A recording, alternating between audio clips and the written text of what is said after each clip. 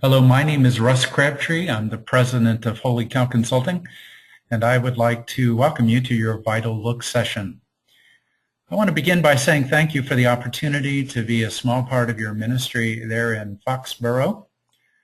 I also want to say thanks to the person or persons that were responsible for administering this in your congregation. Please make sure that that person or those persons get appropriately thanked. I'm assuming at this point that you have a copy of the report in front of you, a print copy. I would like to ask that you not jump ahead in this presentation. If you just will kind of go with me page by page, I'll walk through all of the results with you. I find if you jump ahead, you just get confused. Before we dive into your report, I do have a few words of introduction that I want to say, and I always want to begin by talking about purpose. My purpose in working with leaders such as yourselves is to help you make better decisions in less time with more confidence. I want to spend just a moment talking about that. First, I think we make better decisions as leaders, especially when we're making big decisions about things like strategic planning or about a search process, when we have an ear to the entire body of Christ. If you've been a leader any period of time, you've had the experience of someone coming to you with a concern, and they end with these words, and I'm not the only one that feels this way. You're kind of left wondering how many people do feel that way. It's difficult to know because you don't talk to everyone in the church every week.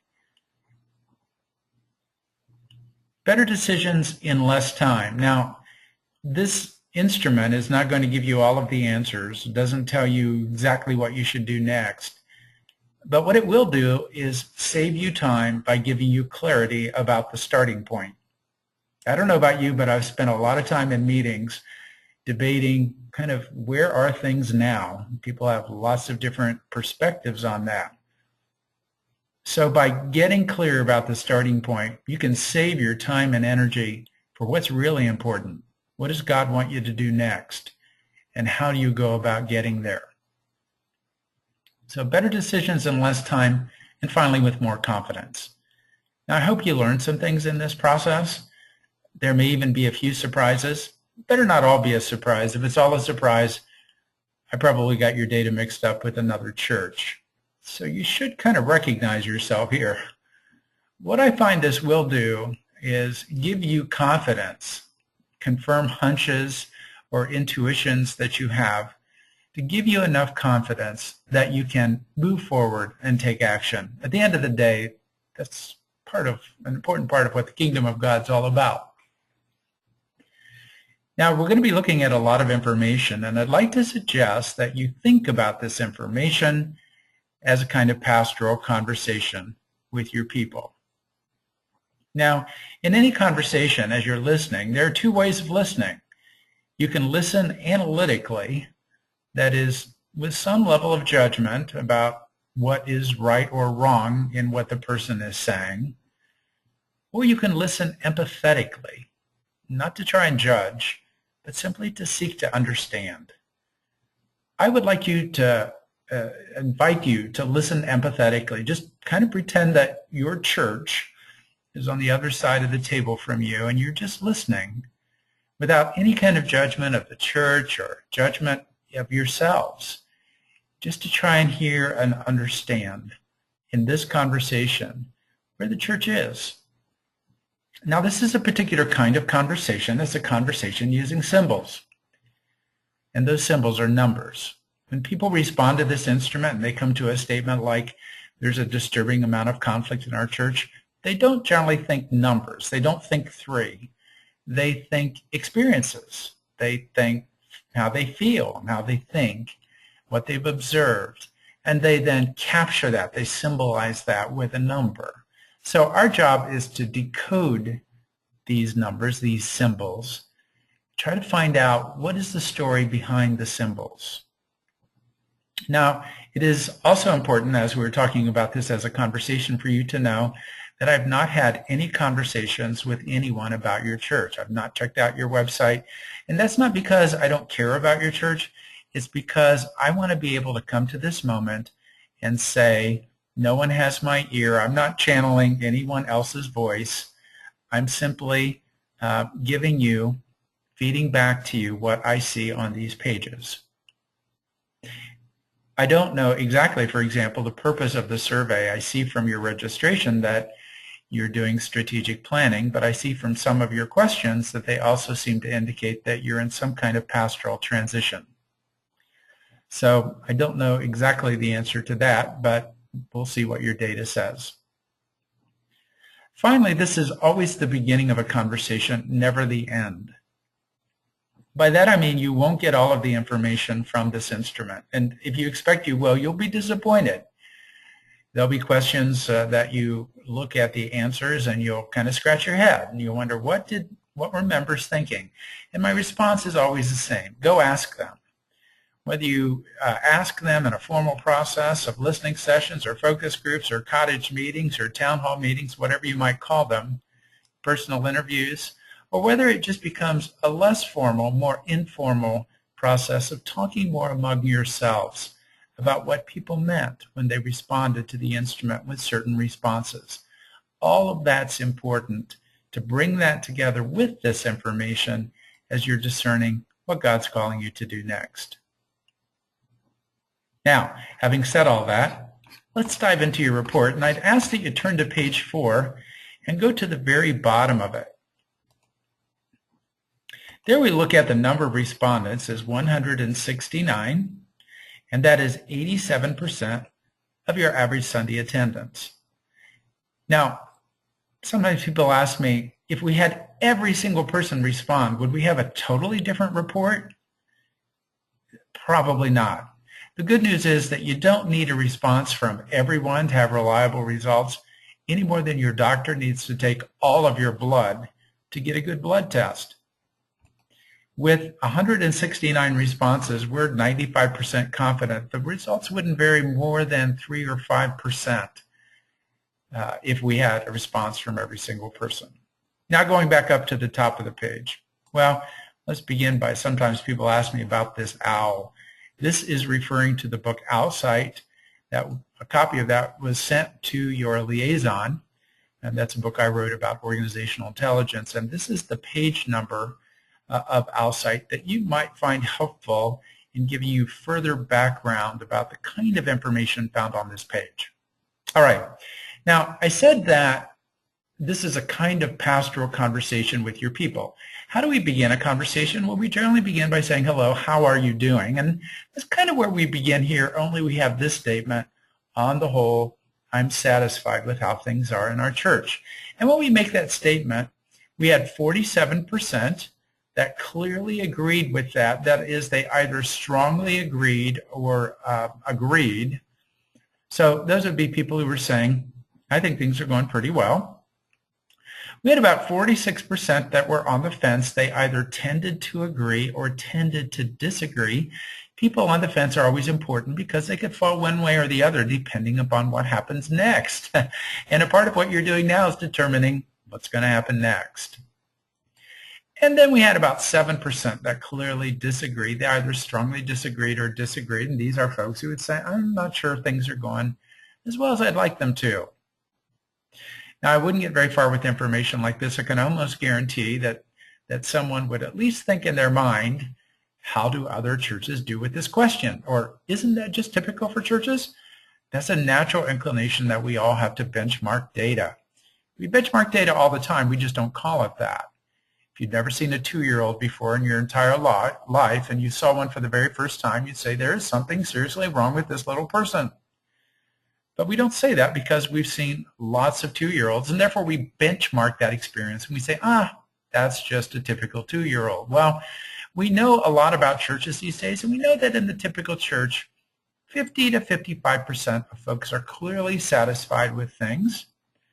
And we know that in the typical church, about 4 or 5% are clearly dissatisfied with things. So you can see that your satisfaction level is a little bit lower. It's in the average range, but it's low average.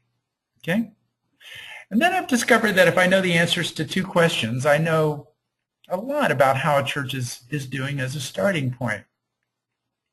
The first has to do with satisfaction, and the second has to do with energy. Now, satisfaction and energy are two related but different things. You can have a car that you really love that can be totally out of gas. Sometimes there are churches that people really love that just have no energy left. We try to get at energy with this statement. It seems like we're just going through the motions of church activity. There isn't much excitement about it among our members. It's negatively worded.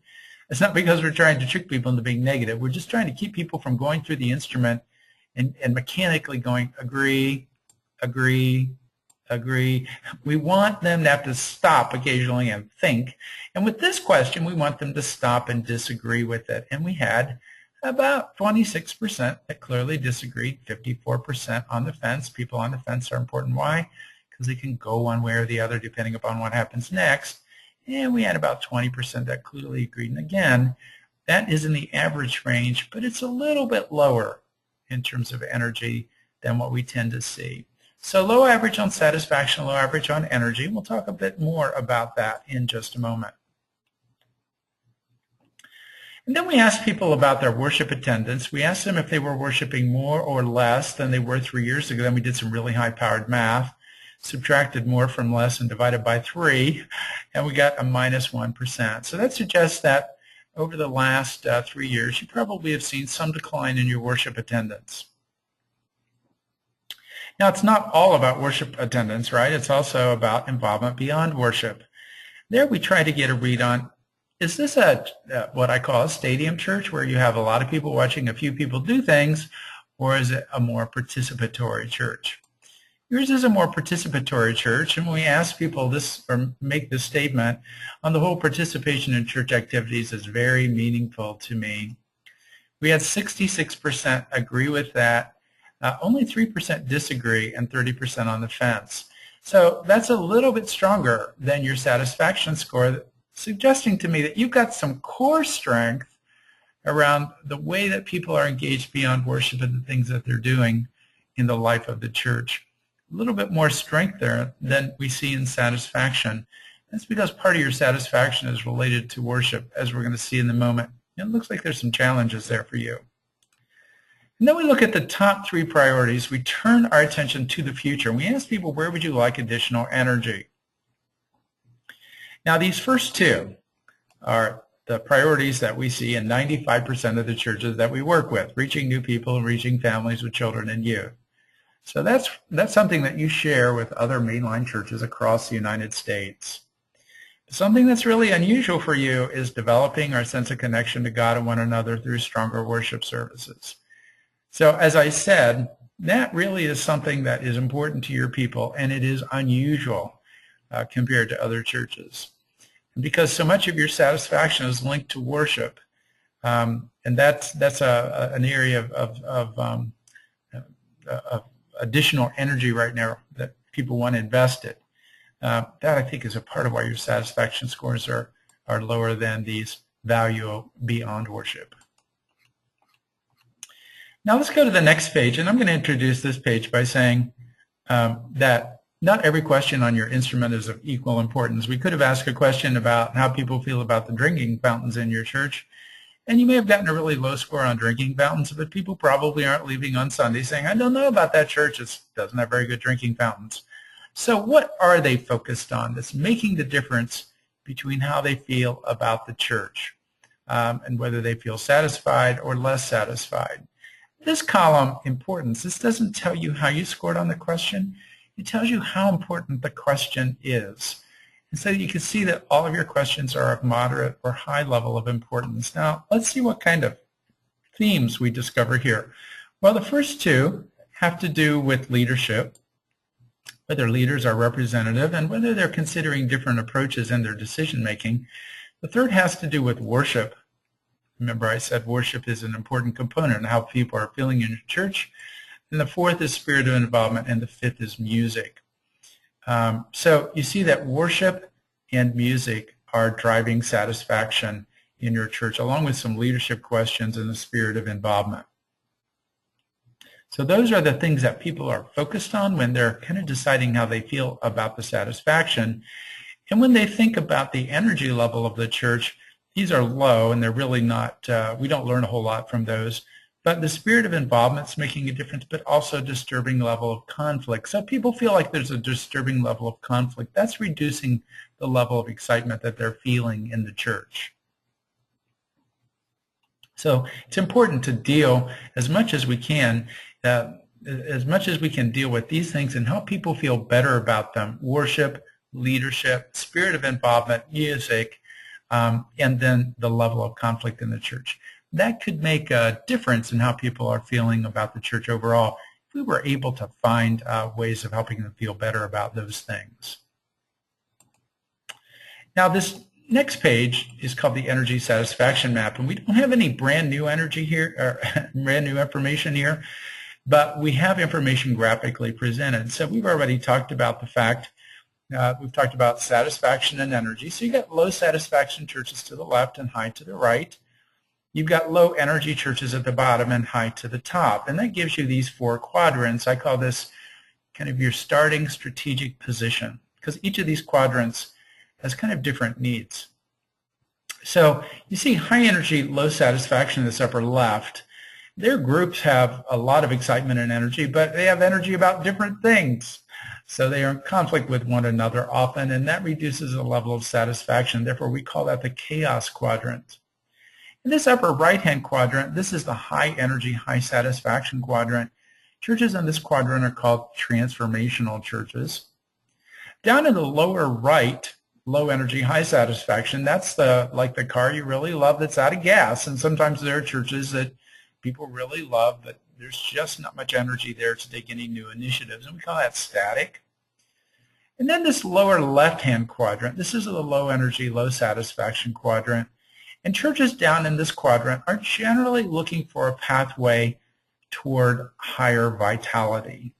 And so they can imagine a church that has a higher level of vitality, and they'd like to know how to get there. In other words, they want to move this direction. And you can see that's where you are. Remember I said, now you're still in the average range, which is kind of the middle of this chart. But you can see that you are kind of below average on both energy. The average is this line. A little bit lower there. So I would say that in your process, your folks are looking for some ways to find a higher level of vitality in terms of your life together. Now, if you are in a pastoral search, it's important to say, sometimes people look at the fact that they're down in this quadrant and they say, you know, we're going to have trouble finding a pastor who would want to start here. Actually, that's not true. There really are pastors that I call turnaround pastors that really are looking for opportunities to work with a church that's ready to move in some new direction. So I think that whether you're doing planning or search, there's some real possibilities for you sitting here in terms of opportunities for the future. Now, on the next page, we identify what are the things that people long for and want more of. And those are what we call critical success factors. Now, the way these numbers are calculated along here really doesn't matter, but anything over 20 probably deserves at least some conversation as you're thinking about the future. So, well, no surprise here. There are 2 items, music and worship. And then the third is leaders are representative.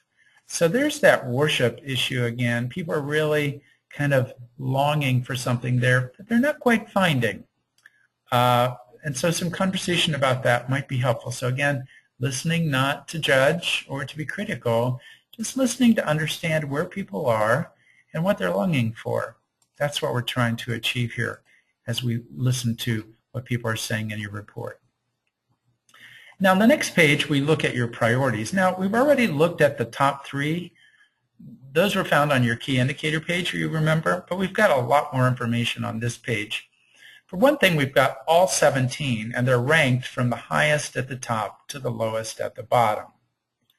We also have a mean score over here. That's just a calculation of the average response on the question. So you can see how these are spaced. For example, these 2 are pretty close to one another. These 2 are pretty close. Actually, these 3 are pretty close. Actually, these 4. you've got some that are really close to one another here, and then some that that have a lot more space. Then over here to the left, it's red on your screen. You probably have copies in grayscale, but where it says average, that's your benchmark. That tells you how you scored on this relative or compared to other churches. So remember I said the first two, we pretty much see those in 95% of the churches that we work with. But this third one is very high. And that has to do with worship. I almost never see it. In fact, I don't know if I've ever seen it this high.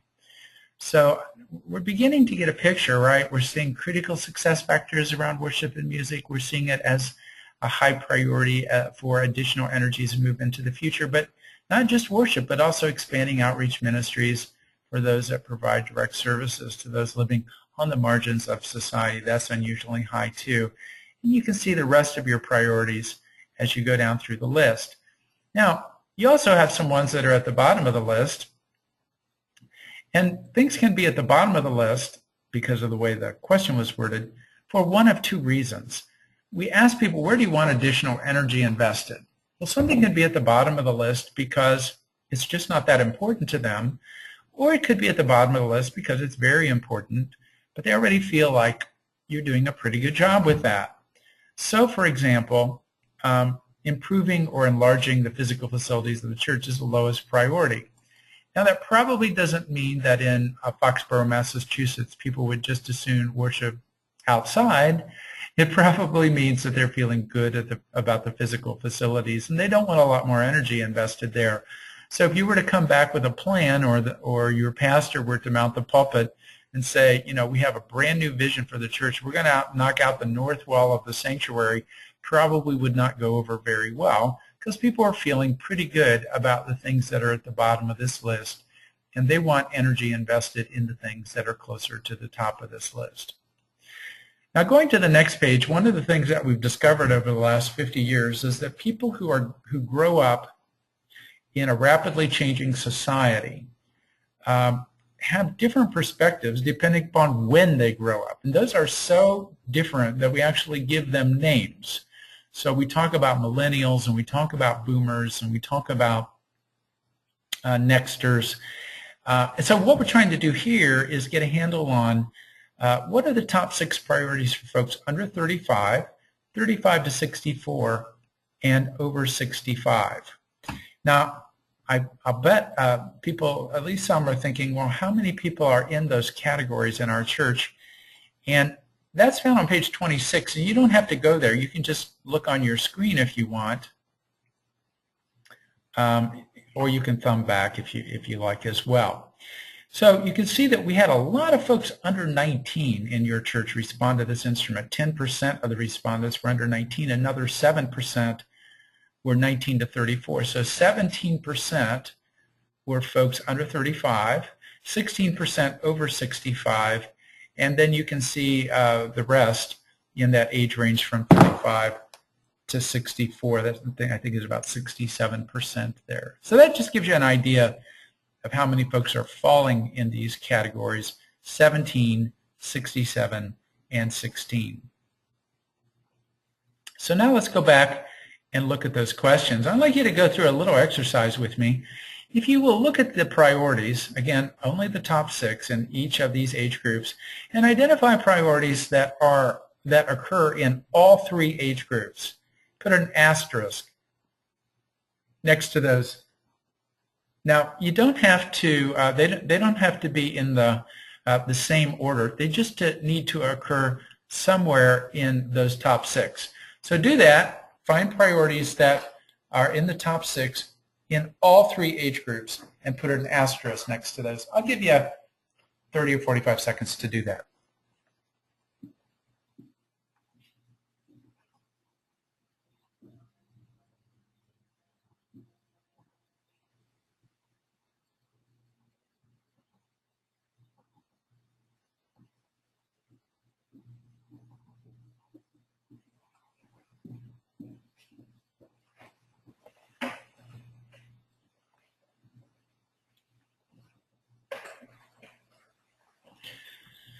Okay, now I actually cheated on this, and I asked the computer to do the work for me. This page that's on your screen is not in your report. But I used the color coding of a traffic signal. And green is for go. You should have identified those with asterisks. Those are priorities that occur in the top 6 for all 3 age groups: reaching new people and worship. See? Reaching new people, worship, reaching new people, and worship. Yellow is for priorities that occur for 2 of the 3 groups, but not for the 3rd. And red is for stop. It's for stop and take a look, because here there are priorities that occur only for 1 group and are not in the top 6 of the other 2 groups. Now what you notice is you've got some green. That's your source of unity in terms of moving forward. Regardless of the age group, it is of relative importance for them in the top 6 priorities. Yellow is for caution, but red is for stop and take a look, because those are areas that may need to be negotiated and may be potential areas of tension because you have significant generational differences in your priorities. So let's just take a look at them. You said one of your priorities is reaching families with children and youth. You know, it's really amazing. I see that as a priority in 95% of the churches that I work with, but in most churches, no one has ever sat down with folks under 35 and asked them what's important to them. So here we see expanding outreach ministries is the #1 priority, creating more opportunities for relationships, and expanding the international mission of the church. So those are 3 priorities that are unique to the young folks in your church. Attracting families is and strengthening the process by which members are called and equipped for ministry. Those are unique to folks 35 to 64. Often this number 54 is a priority for that middle set of those middle year people, because they're carrying a lot of the ministry load. And then spiritual generosity, finances, strengthening the pastoral response to the church, and improving the music are priorities for folks who are 65 plus. So you see that there is really a range of differences here in terms of priorities that you're going to want to think about and maybe have more conversation about as you move into the future. Now on the next page we break out priorities by group again, except here we're breaking them out by frequency of attendance. So we got the top 6 priorities for folks who are infrequent attenders, and just below that, the top 6 priorities for people who are frequent attenders. Now what I'd like you to do, one more exercise, is I'd like you to identify priorities for infrequent attenders that do not occur on the list for frequent attenders, and put a U next to those, U for unique. Identify priorities in the top 6 for infrequent attenders that do not occur for the frequent attenders, and then go back and put a U next to those. I'll give you about 20 seconds to identify those.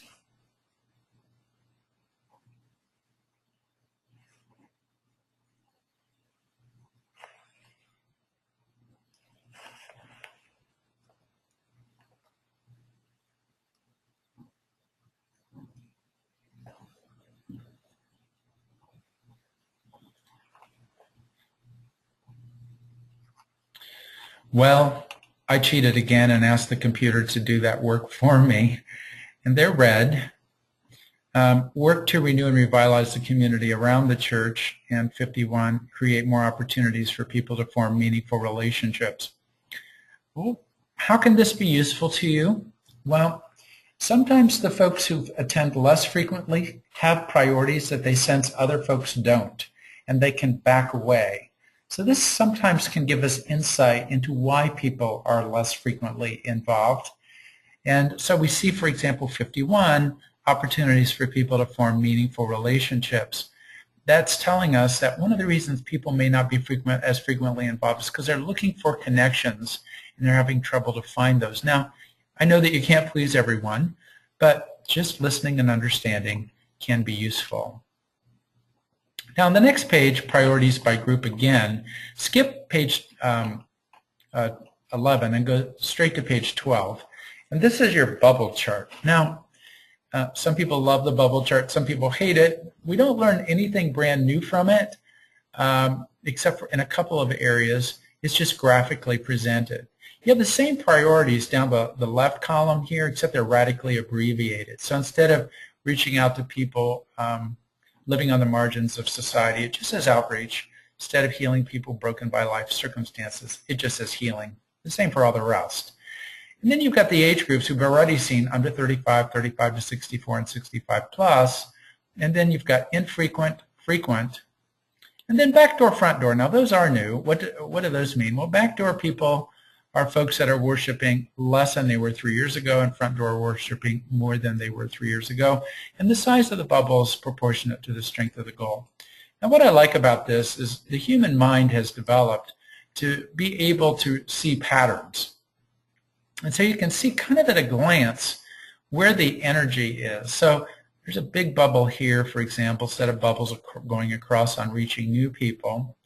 You can see that giving, for example, for folks who are over 65 is a larger bubble than for the other groups who are younger. You can see that folks who are under 35 tend to have big bubbles overall, so they're more energized about things. They'd like to see lots of areas where the church is placing energy. And you can see some bigger bubbles for backdoor people as well. So we won't spend a lot of time on that, but again, it gives you a graphical way of kind of looking at what's important to folks in your church. Now the next page, we come upon something called your indices. What's an index? An index is simply a grouping of questions by theme. There are two kinds of indices in this report. There's a descriptive index and there are performance indices. So there are two. A descriptive index is simply an index with a set of questions where high scores are not better than low scores. It's just describing you. And it's like, are your eyes brown or blue? These pages are laid out the same. The first descriptive index is Theological Perspective Index. That's the title. You have a couple paragraphs that are describing this index. And then in the shaded box, you have the questions that comprise the index. And there are 4 of them.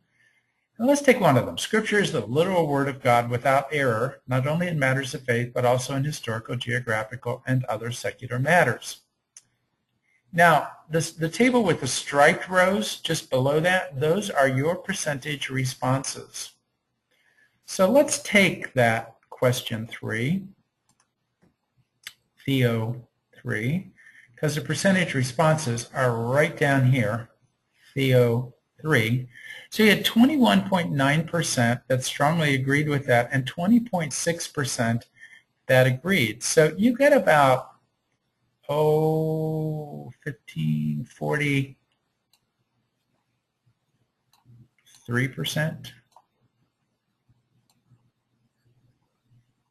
that clearly agree with that. Now I've seen that as low as 3% and as high as 95%. And then you've got about 23% over here. And you got the rest sitting in the middle. So what does that tell me? Well, you've got some theological diversity in your congregation.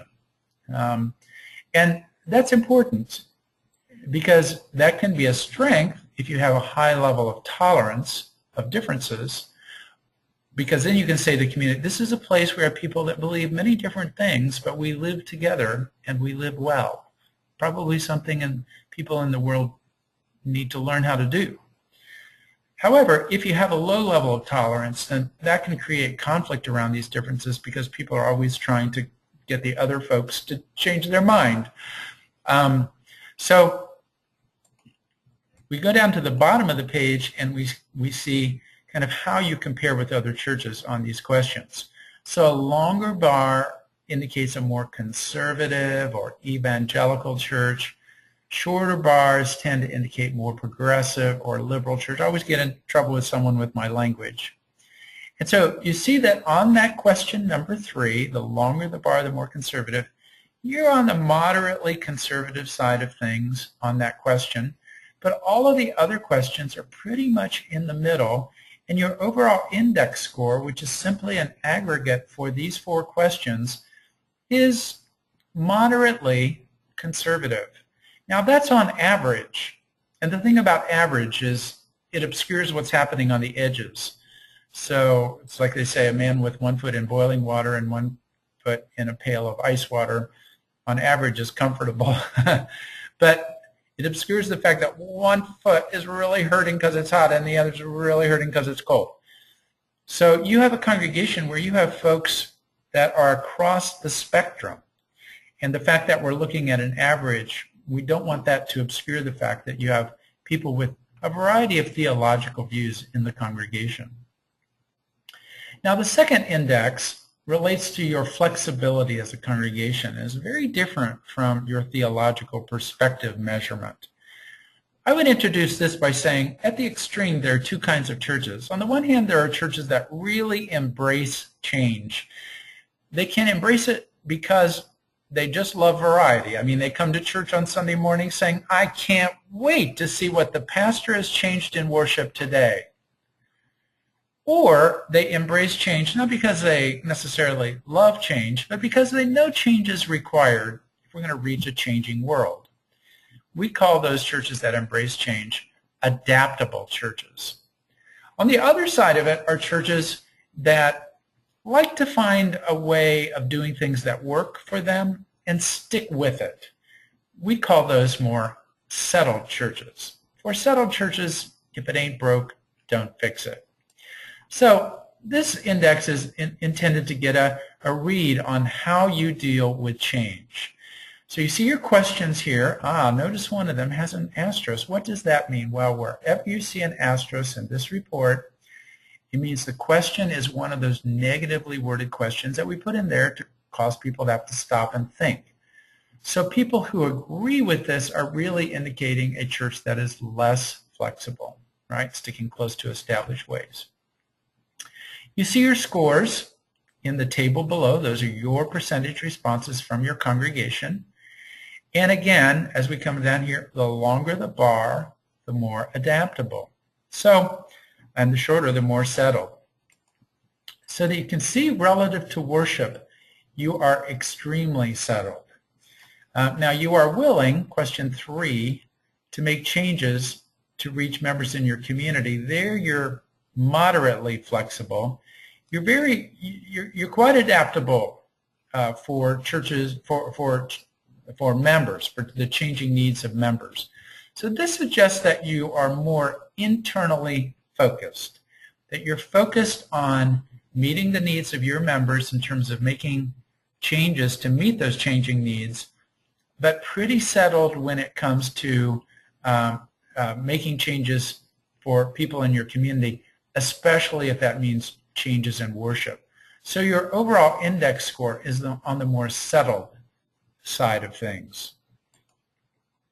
Now that's important because remember, one of your priorities is making necessary changes to reach families with children and youth. And this is an area where churches can set themselves up for conflict and even failure. Because on the one hand, they're saying we need to make changes. On the other hand, we don't make changes very easily. Now we go to the next page, and again, we don't have any brand new information on this page. It's just graphically presented. So you see a theological perspective horizontally here, more progressive or liberal churches to the left, more conservative or evangelical to the right, and those more settled churches that like to find a way of doing things and stick with it to the bottom, and more adaptable to the top. And that gives you, again, 4 quadrants. And each of these quadrants represents church cultures that have strengths. Each quadrant has its own particular strengths. And each quadrant has a shadow side. That is something that can sabotage you if you're not careful. And it can do it in ways that can surprise you or not happen intentionally. So you're down in the settled conservative quadrant. This is what I call the hearth and home quadrant.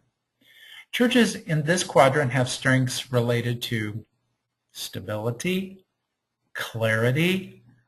They often have bright lines between right and wrong in their theology.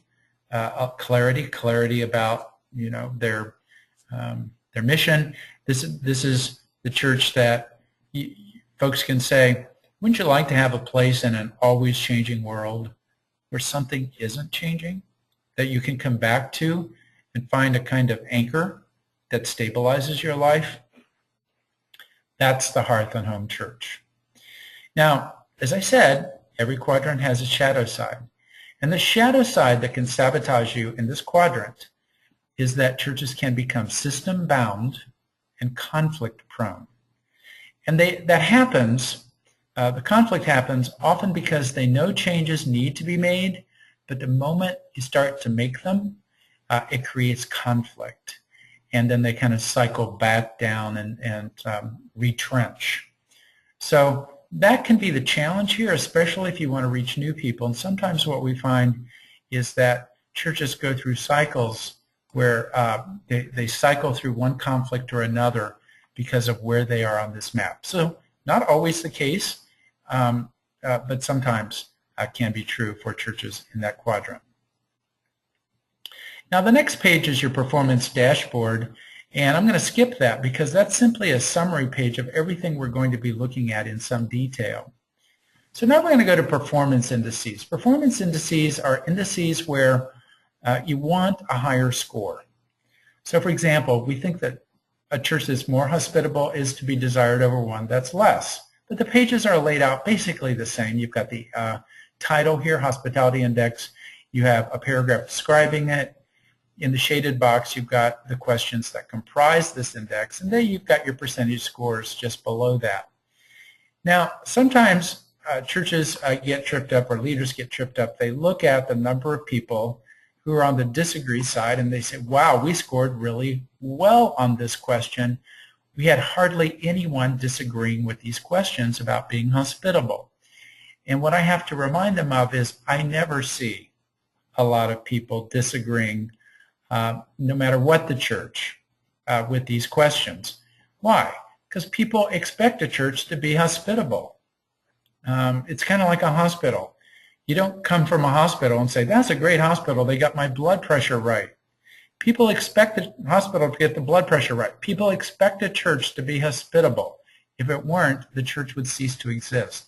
So it's not so much how many people are on the negative side, it's how many people are sitting on the fence rather than being on the robustly positive side, that is, raving fans, if you will, of the hospitality of the congregation. That's what you want to look at, how many people are sitting on the fence.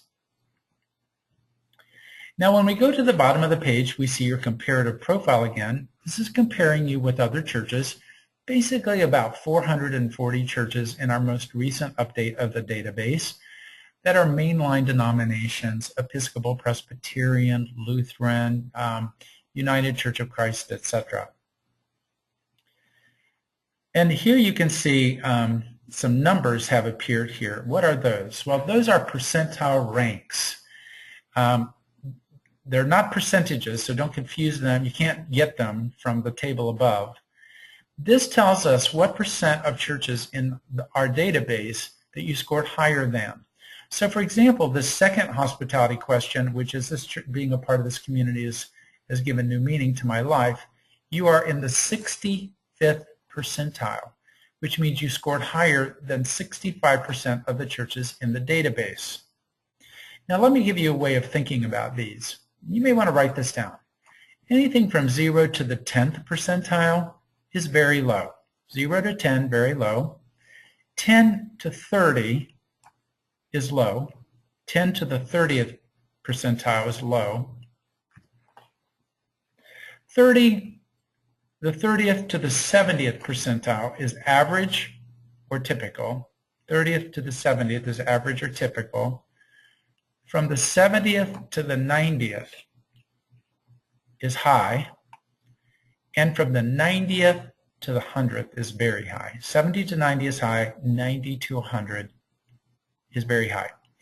So that you see making a difference, that the church has made a difference in my life, 65th, given new meaning to my life, 65th percentile. And then friendly atmosphere, 39th percentile. Caring for people in times of need, 44th percentile. Being prepared to welcome folks in worship, 49th percentile. All of them in the middle or typical range, except for this one, which is about the 25th, which is that we are enriched by people from many different walks of life. Now, that can be lower for one of two reasons. It can be lower because you're in a fairly homogeneous community. So you don't have a lot of people from different walks of life. You don't have a lot of diversity. Or it can mean that you're in a very diverse community, but you haven't figured out how to reach people yet. Can't tell from this. But your overall hospitality score is in this mid-range. Again, this index is simply an aggregate of the other questions found in the index. You're in about the 42nd percentile. Now, on the next page, we see your morale index. We don't need to spend a lot of time here because we've already seen two of these questions. The first question is the energy question. Seems like we're just going through the motions, right? That's a negatively worded question, has an asterisk. And then the third question is, on the whole, that's the satisfaction question. And then there's an additional question on spirit of involvement, which we saw in the past as driving energy and satisfaction too. You can see your scores in a little bit more detail than what we saw on that opening key indicator page. And then we can look at your percentile ranks. Now, this can trip you up. It can be a little tricky. But on negatively worded questions, you have to reverse your thinking.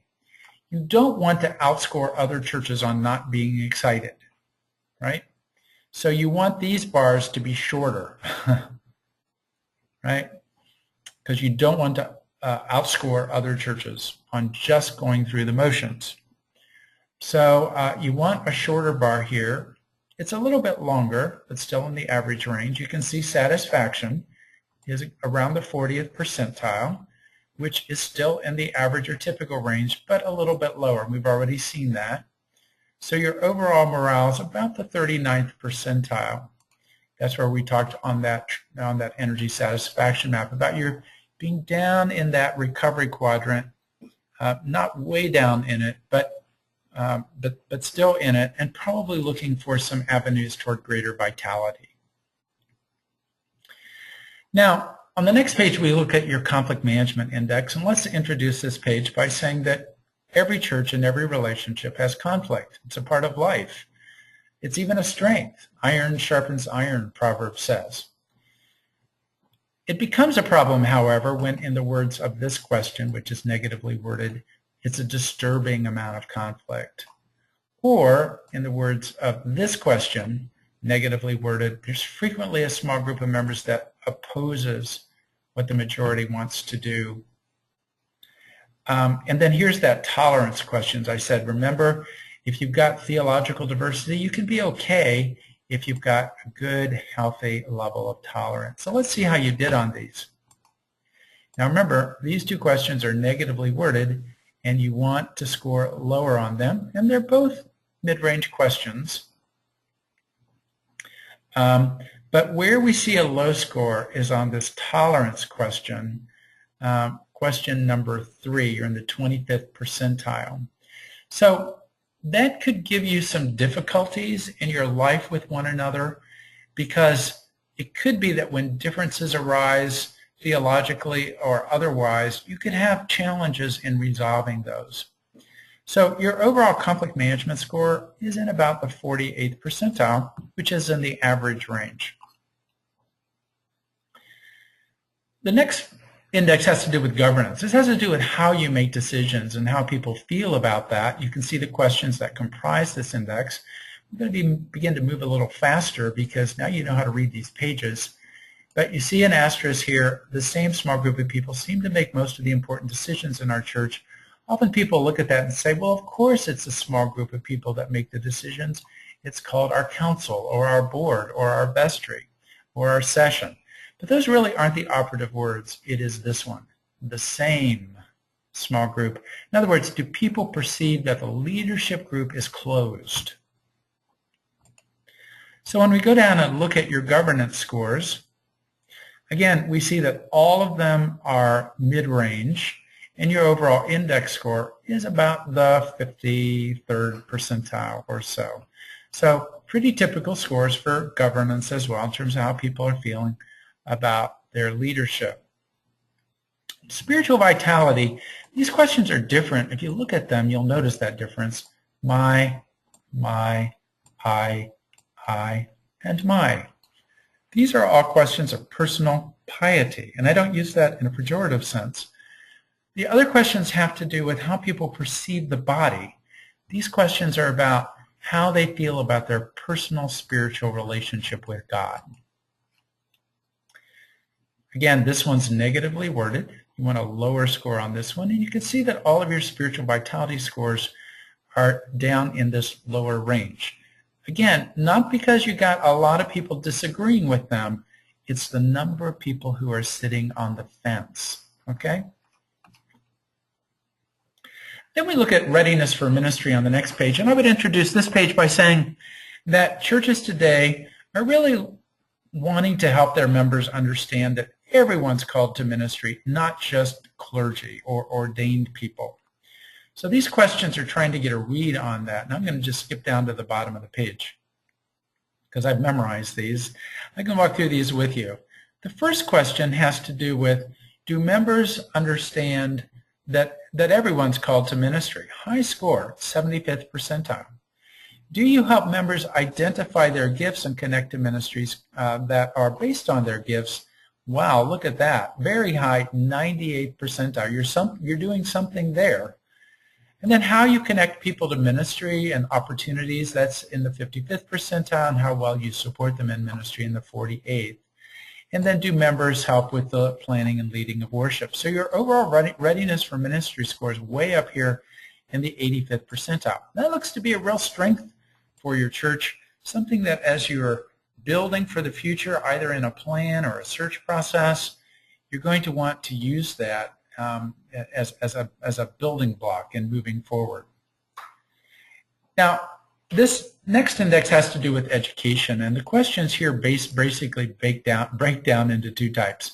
The first one is motivation. Our members understand they have a lifelong responsibility for education and formation, and these two have to do with programming. The second question has to do with programming that's a good fit for my lifestyle, and the third question is programming that is comprehensive for every age and stage of life. And you can see that all of these are over the 70th percentile. All of them are high. And what's really good is that they're all pretty much in the same level of this map. Sometimes I have churches that have motivation way down here in the 25th percentile, programming up here. And I talk to people who do the programming and say, we have great programming, but we can't get anyone to come. So you have a congregation that looks like it's motivated for education, and you looks like you're doing a good job of providing programming. So your overall educational engagement score is up around the 80th percentile, which is really terrific. And again, a strength of your church. And then we come to worship and music. And this is an area where it looks like there are opportunities to grow. And I'm just going to skip right down again to this comparative profile, because you're in about the 15th percentile on music. You scored higher than 15% of the churches in the database. Now, I know people look at this, and again, they say, well, we only have 15% that disagree with it. I never, again, see a large number of people on the negative side of these questions. It's often how many people are sitting on the fence, because you want people to be kind of raving fans of your worship experience, because that is a driver of satisfaction. It's something they're really focused on in just about every church. So a lower score on music and a lower score on worship. And you remember we saw that those were two critical success factors. They also are factors where our priorities where folks want additional energy. Your overall index score is in about the 15th percentile. So that suggests that as you think about moving forward, whatever kind of plan you're putting into place, finding ways to address how people are feeling about worship is probably going to be something important for you. On the next page, we move to financial information. We look at your income profile. You can see that you got some folks that are making a fairly high amount of money compared to other churches, this whole chart is skewed to the right toward higher incomes, and then you can see your contribution pattern. Now, in the lower right is a kind of summary, and this number, 382,000, comes from your total church income. That's the church data form. This is not from the survey. Somebody filled out something called a church data form. They also gave us the number of households in your church that are likely givers, and we divided the number of households into your total church income, and we got the contribution per household on average is $1,196. Then we looked at the average household income in your church at $129,587, and we looked at the contribution per household divided by the average household income, and we got the average percent of household income given at 0.92%. Now, if that is the case, that is significantly lower than what we see in most churches across the country, where it is just over 2%, which puts you in the 4th percentile. Now, you're going to want to double check the numbers that are on the church data form, because sometimes people are confused about what the questions are asking. But if these numbers hold up and are accurate, it means that you have really a lot more potential for giving than you're realizing right now. In fact, if these numbers are accurate, if you were simply to get up to average, you'd have another $400,000 or so for ministry. In other words, you could double your church income. That's an important piece of information for you to get, because that can figure into your planning process in terms of how you want to develop the giving of your people and what you will do with that money. Then on the next page is some demographic data. This is pretty straightforward. We've already looked at your age data, and we saw that there were about 17% of the folks under 35, and you can see the rest of it. The rest of this is pretty self-explanatory and easy to figure out, so I'll leave it for you to do that. On the next page is some comparative data. So we look at your activity and demographic data. These are percentile ranks. So you see involvement beyond worship, you're in about the 54th percentile. You're more involved in worship than in 54% of the churches in the United States. And the value of that involvement is around the 66th percentile. So that is, again, a core strength of your church. You've got people involved, and the value of that involvement is fairly strong. The tenure in your church, the number of years that people have on average been members, is pretty typical, about the 53rd percentile. Now when we look at your household data, we look at your average age, which is in the 4th percentile. A lot of that's frankly because 10% of your respondents were going back here under 19. The level of education is going to be lower too, because of the number of folks under 19 and who have not completed their education. Here's the distance to drive. But you can see that you have a lot of families in your church, this data would seem to indicate. And then these are the statistics from your church data form. And you can see that, remember I said from the front page that you've probably seen a drop in your worship attendance, and it has dropped over the 3 years from 238 to 194.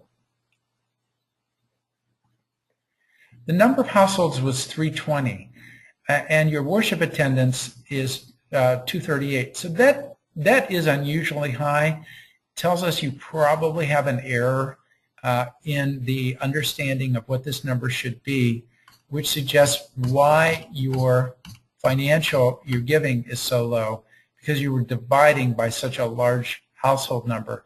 So you're going to want to go back and recheck in the instructions the way that the instructions suggested that be calculated, and take another look at that, because I suspect those figures your giving is lower, is actually higher than what the report actually suggests.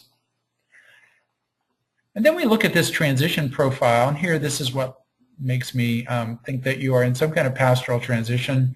We ask people questions about their level of involvement, giving, exploring other churches. What are the opportunities and vulnerabilities for the church? I'm going to go straight down to your comparative profile. These first two have to do with level of involvement. You can see you're below the 10th percentile. So you probably can't expect a lot more involvement for people in the transition This is their giving, and that's in the 25th percentile. So again, that's low as well. There are some people that indicate they're willing to give more. So, but on the whole, less than what we tend to see. And then on this fourth question, I'm thinking about exploring other churches. So you do have some vulnerability. You're in the 85th percentile there. So you're going to want to do as much as you can to kind of hold on to people, let them know how valuable they are in this transition and your hope for the future. Does the leadership need to be more representative? No. In the 40th percentile, so that's not an issue.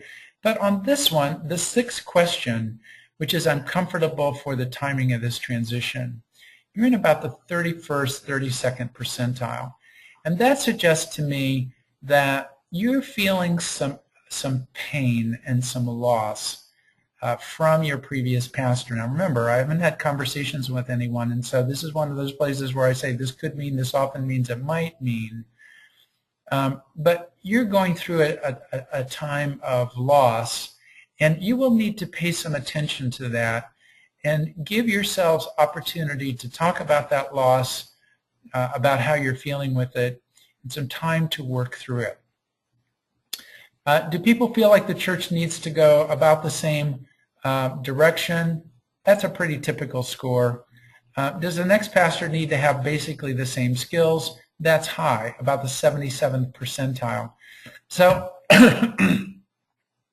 that's one you need to kind of work through, because sometimes when we see a lower score on people's comfort with the timing of the transition and a high score on the pastor needs to be have basically the same job description, it can mean that they need some time to heal, to deal with the loss and get some separation before they move too quickly into the search for the next pastor. What do you want in that next pastor? Well, we ask people to rank a number of critical abilities, and these are the number of persons that scored. For example, 107 persons said that preaching was the most important, 34 said second. And then we just do a score calculation at the bottom, and you can see the ranking and how that compares with other churches in our database. So pretty typical set of abilities that you're looking for in your church for your next pastor. Now, before I end this, I'll go to your supplemental responses.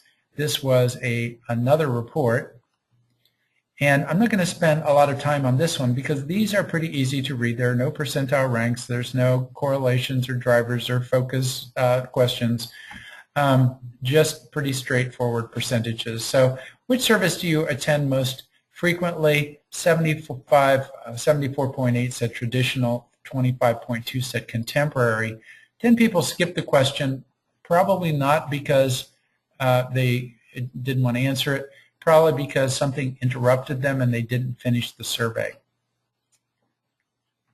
What motivates you to attend the service? And here you can see what are the most important factors. And all of these questions that are in this supplemental set are, again, fairly easy for you to read and really don't require me to interpret them because I'll simply be reading them to you. So overall, it appears to me that you are a church that is looking for some pathways to vitality, had some losses in worship attendance. You have some goals to reach people, including families with children and youth. You're really focused on how can we get that to be a more vital worship experience for people, looking for ways to do that. In terms of your organizational culture, you're a bit on the more conservative side, theologically, moderately so, and a bit more settled. And some of the challenges that can create for you is that it might be a little bit more difficult for you to make necessary changes. And sometimes that can create conflict for you as you try to make those changes that seem to be important for your future, especially because you have some lower tolerance scores that can make it difficult for you to deal with diversity of opinion, belief, and view. However, you have some real strengths in your church around your educational ministry, some real strengths around your readiness for ministry, and people really are appreciating the level of involvement beyond worship. You're probably feeling a sense of loss right now, and it will be important for you to have some process and some time to work through some of that, to talk about that, in order to set the stage for the next pastor. I hope this has been helpful to you, and that you find this information will be useful as you think about steps and pray about steps for moving forward. Once again, thanks for the opportunity of serving you. May God bless you.